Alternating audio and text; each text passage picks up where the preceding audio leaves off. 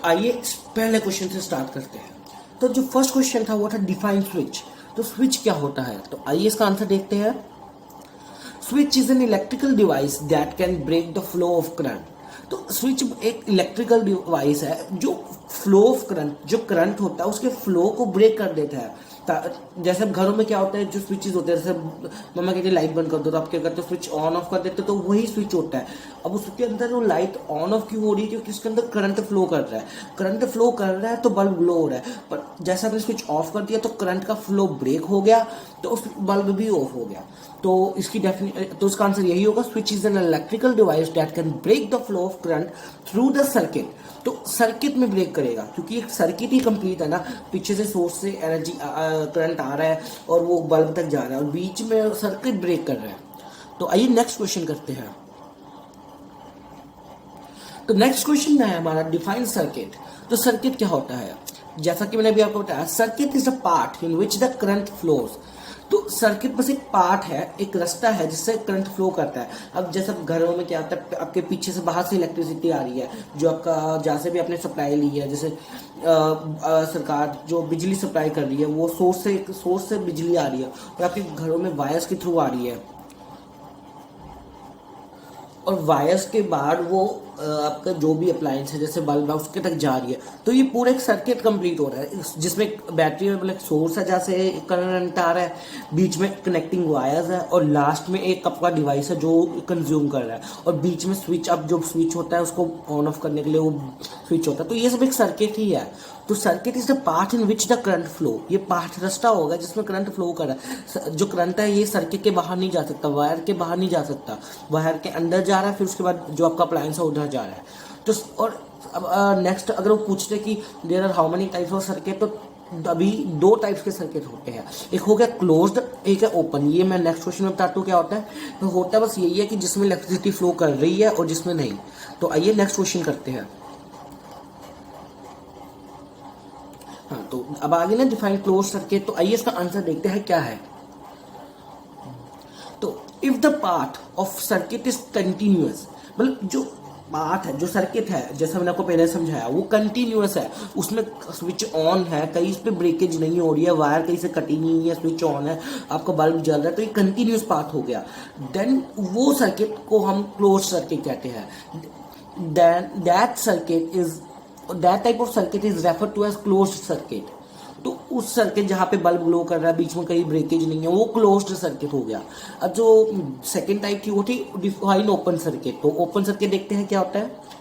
If the part of circuit is discontinued या broken, मतलब बीच में से कई वायर कटी है, सोर्स में जो बैटरी सोर्स उसमें इलेक्ट्रिसिटी खत्म हो गई है, करंट खत्म हो गया, या स्विच ऑफ है, या कहीं से वायर कटी है, तो वो उस टाइप का सर्किट हो गया, ब्रेक सर्किट हो गया, मतलब जिसमें फ्लो नहीं कर रही है इलेक्ट्रिसिटी। तो that type of circuit is refer to as open circuit. तो आइए नेक्स्ट क्वेश्चन करते हैं। Define coulomb. तो ये 10th में नवी एक टर्म है कूलम, और बहुत इजी है, ज़्यादा इसमें कोई, बस coulomb it is just a unit that is use to measure charge. जैसे अब हमने 9th में किया होगा, फोर्स को मेजर करने के लिए सर आइजैक न्यूटन ने जो यूनिट दी थी न्यूटन, वैसे ही sir Charles Augustin de Coulomb scientist जो थे, उन्होंने ये टर्म दी थी कूलम, क्योंकि उन्होंने ही इस पर रिसर्च की थी, तो उन्होंने ही चार्ज को मेजर किया था। तो चार्ज को मेजर करने की जो यूनिट होती है वही कूलम होती है। तो और इसको हम जनरली सी से रिप्रेजेंट करते हैं, जैसे न्यूटन को एन से करते हैं, और वैसे इस कूलम को सी से रिप्रेजेंट करते हैं। सॉरी, यहाँ पे थोड़ी सी स्पेलिंग मिस्टेक हो गई है, पर इतना तो आप एडजस्ट कर सकते हैं प्लीज़। तो नेक्स्ट क्वेश्चन जो है वो हमारा वो है डिफाइन एम्पियर। ये भी आपके लिए नवी टर्म है, बट ये भी ज़्यादा मुश्किल नहीं है। तो ampere is just the SI standard base unit of electric current. तो पहले हमने चार्ज की यूनिट की। चार्ज क्या होता है, दो तरह के चार्ज होते हैं, पॉजिटिव नेगेटिव, और यहाँ पे करंट की बात हो रही। करंट क्या होता है, फ्लो ऑफ चार्जेस। तो चार्ज रेस्ट पे या जैसे मर्जी हो, चार्ज को मेजर करने कि उसके अंदर कितना चार्ज है वो हो गया कूलम से, हम कूलम से मेजर करते हैं। और जब ये फ्लो करना शुरू कर देता है तो तब इसकी जो स्पीड या जो भी इसका वैल्यू होती है तो उसको हम एम्पियर कहते हैं। तो कूलम हो गया चार्ज को मेजर करने के लिए, एम्पियर हो गया उसके फ्लो, चार्जेस के फ्लो को मेजर करने के लिए। तो अब आई होप कि आपको इसके बीच में डिफरेंस क्लियर हो गया होगा। तो नेक्स्ट क्वेश्चन है वो करते हैं, what is an electric current. तो यहाँ पे वही बात आ गई, करंट क्या होता है, इलेक्ट्रिक करंट क्या होता है, तो उसको आइए समझते हैं। तो electric current is nothing but just the rate of flow of electric charge. तो मैंने आपको जैसा पहले बताया था कि जो कूलम है वो चार्ज के अंदर कितनी वैल्यू है उसको मेजर करते हैं, लेकिन जो इलेक्ट्रिक करंट है वो एम्पियर में मेजर होता है, एम्पियर इलेक्ट्रिक चार्ज को measure, rate of flow of. तो मतलब क्या था, जैसे मैंने आपको समझाया कि जब चार्ज के अंदर जो वैल्यू है वो कूलम से रिप्रेजेंट होगी, लेकिन जब वो फ्लो करना शुरू कर देते हैं तो वो कितने टाइम में कितना फ्लो कर रहे हैं, कितनी पावर से फ्लो कर रहे हैं, तो वो रेट ऑफ फ्लो मतलब एक पर यूनिट टाइम में फ्लो ऑफ इलेक्ट्रिक चार्ज, एक फिक्स टाइम में, जैसे 1 सेकंड में जो इलेक्ट्रिक चार्ज हो कितना फ्लो करेंगे उसको हम इलेक्ट्रिक करंट को एज अ रेफर करेंगे और उसको हम एम्पियर में मेजर करते हैं। तो आइए नेक्स्ट क्वेश्चन करते हैं। तो नेक्स्ट क्वेश्चन है, ये ब्लैंक के फॉर्म में आ सकते हैं, इलेक्ट्रॉन्स, जो बैटरी होता है उसमें electron move from dash terminal to dash terminal of the battery, तो किस टर्मिनल से मूव करता है। तो जो इलेक्ट्रॉन्स होते हैं वो नेगेटिव टू पॉजिटिव, ऐसा क्यों होता है, इसका रीजन ये देखो, नेगेटिव पे अगर इलेक्ट्रॉन्स होते हैं तो आपको पता है नेगेटिव नेगेटिव रिपेल करते हैं, तो नेगेटिव नेगेटिव रिपेल करके इलेक्ट्रॉन्स को फोर्स मिलती है जिससे आगे बढ़ते हैं, और जब आगे वो थोड़ा बढ़ते हैं जो बैटरी के बीच सेंटर में आते हैं तब दूसरी साइड पे पॉजिटिव टर्मिनल होता है, तो प्रोटॉन्स आपको पता है पॉजिटिव और नेगेटिव अट्रैक्ट होते हैं, तो प्रोटॉन जो पॉजिटिव टर्मिनल है वो एक अट्रैक्टिव फोर्स लगाते हैं जिसके कारण जो इलेक्ट्रॉन्स है वो negative to positive terminal flow करते हैं। अब जो नेक्स्ट हमारा ब्लैंक बनेगा वो यहाँ पे बनेगा कि current move from which terminal, तो इलेक्ट्रॉन्स तो हो गया चार्ज पर वो अलग चीज हो गया, यहाँ पे करंट पूछा है, तो करंट, ये बात हम हमेशा याद रखिएगा कि करंट हमेशा इलेक्ट्रॉन्स की ऑपोजिट डायरेक्शन में फ्लो करता है।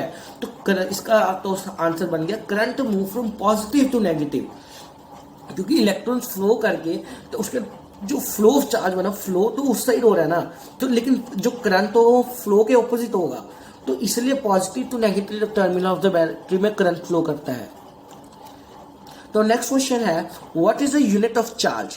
चार्ज की यूनिट क्या है, तो इसका मैंने आपको पहले भी बताया था, चार्ज की यूनिट है कूलम, सी, जिसको हम सी से रिप्रेजेंट करते हैं। तो आइए नेक्स्ट क्वेश्चन है हमारा, व्हाट इज इलेक्ट्रिक सर्किट। तो आइए इसका आंसर देखते हैं। It is a closed path through which electric current flows. वो बस एक क्लोज्ड पाथ है जहाँ से इलेक्ट्रिक करंट फ्लो करता है। मैंने आपको पहले भी बताया था कि एक सर्किट होता है जैसे करंट फ्लो करता है।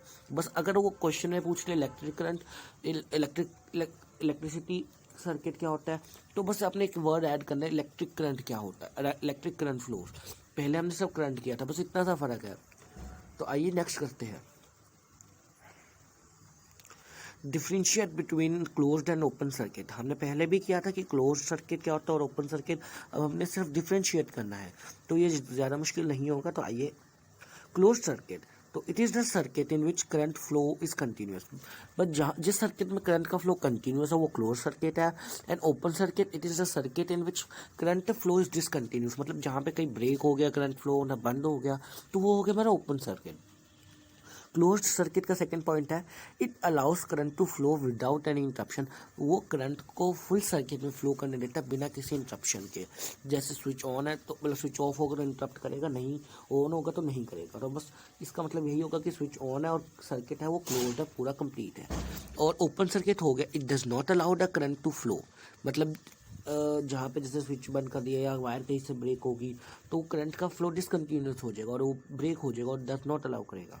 तो और बस लास्ट पॉइंट में आप इसका एग्जांपल लिख दीजिए, जैसे when the bulb is glowing then circuit would be a close circuit. अगर बल्ब जल रहा है तो साफ सी बात है कि current flow is continuous, so that's why the bulb is only glowing. So we can write when the bulb is glowing then the circuit would be a closed circuit, and when the bulb is not glowing then the circuit would be a open circuit. तो आइए next question करते हैं, what are charge carriers, give some examples. तो ये वैसे तो next page का topic है लेकिन मैंने आपको इंट्रो में थोड़ा बताया था तो इस पर भी क्वेश्चन करते हैं।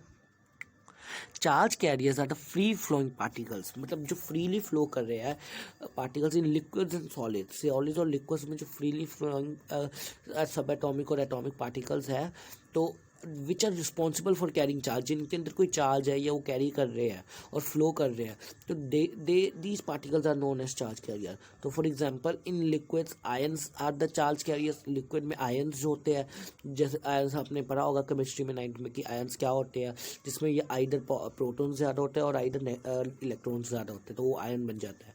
तो in liquids ions are the charge carriers and in solids free और मोबाइल इलेक्ट्रॉन्स, मतलब या तो फ्री या जिनपे चार्ज वो जो फ्रीली फ्लो कर रहे हैं या जो स्टेबल भी है, उन इलेक्ट्रॉन्स को चार्ज कैरियर्स होते हैं सॉलिड्स में।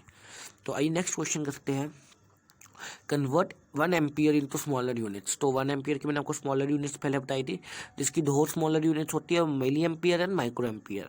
तो 1 ampere equals to 1000 milli ampere and 1 ampere equals to 10 lakh micro ampere.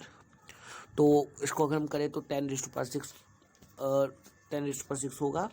तो बस ये इसकी स्मॉलर यूनिट्स होगी, जिसको हम बहुत छोटे करंट को मेजर करने के लिए यूज़ करते हैं।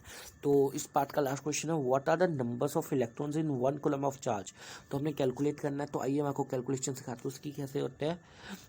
तो हमें पता है, we know that electron is negative. हमें पता है कि इलेक्ट्रॉन्स का चार्ज नेगेटिव है, हमने 9th क्लास में किया था। And it is -1.610⁻⁻19 coulomb. तो ये मतलब उसकी वैल्यू कि उसमें कितना चार्ज है। अब हमने कैलकुलेट क्या करना है कि एक कूलम में कितने इलेक्ट्रॉन्स हैं।